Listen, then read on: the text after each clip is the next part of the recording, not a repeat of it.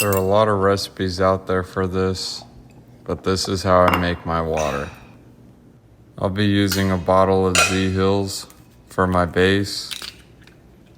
This is Berkey, he filter stuff. Get it, Berkey. After a few hours, you should have something that looks like this. Perfect. Next, you want to mix your clear juice with your clear solids. Make sure you stir frequently to prevent clumping.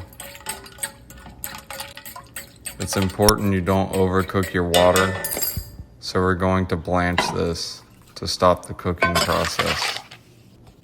Strain out the impurities, froth it. Get it, Wayne. And add the finishing touches to make it water.